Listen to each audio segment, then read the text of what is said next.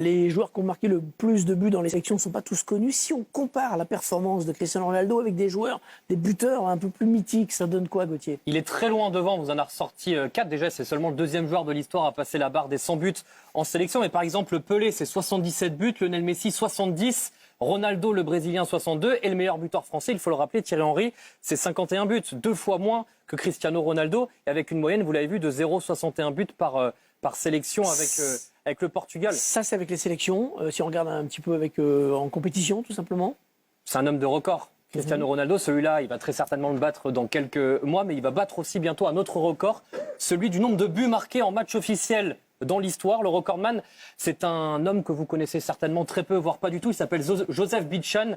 C'est un Austro-Hongrois, tchécoslovaque également, qui a mis 805 buts dans les années 30, 40, 50. Et vous l'avez vu, Cristiano Ronaldo avec 39 buts. Rendez-vous demain. Il n'est plus qu'à 60 buts de ce joueur-là. Et d'ici 1 an et demi, 2 ans, il devrait le battre. Juste un truc, je me souviens d'avoir vu le millième but de Pelé sur un penalty au Maracanã. C'est pour ça qu'on vous a bien précisé en match officiel, car Pelé il comptait les matchs Romario. Et Romario, il comptait les buts à l'entraînement, il paraît. Exactement. Ouais. Donc, buts sur la plage. Le vrai compte qu'il faut faire, c'est Joseph Bican, le recordman avec 805 buts.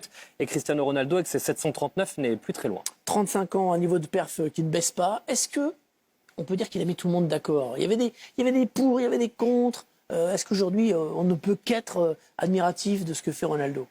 Je pense qu'il a mis tout le monde d'accord. On a déjà vu sportivement. Je pense qu'il a réussi dans tous les championnats dans lesquels il est passé. Il réussit en sélection, donc ça aussi c'est très fort. Je trouve qu'il a eu l'intelligence aussi de prendre soin de son corps, et encore plus dans ces dernières années en vieillissant.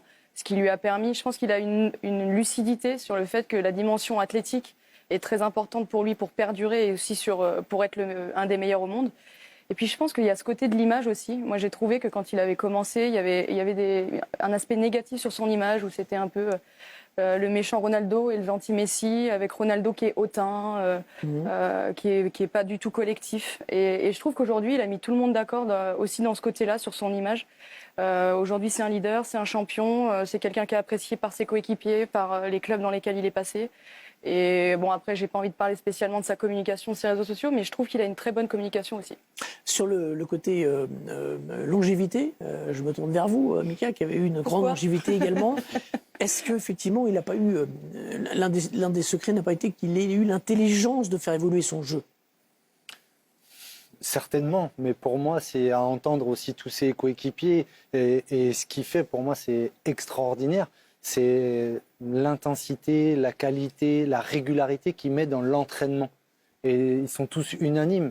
Il est le premier et il bosse, il est rigoureux. Et enfin, pour faire ce qu'il fait dans tous les clubs, parce que chaque fois que tu pars d'un club, c'est remise en question. Ouais. Et c'est un leader. Manchester, Real, Juve. Hein, c'est un leader. C'est Sporting Portugal avant. Et dans sa sélection, et il a gagné partout. Il a tout fait. C'est-à-dire qu'il a fait gagner le Portugal en étant un capitaine qui a soutenu.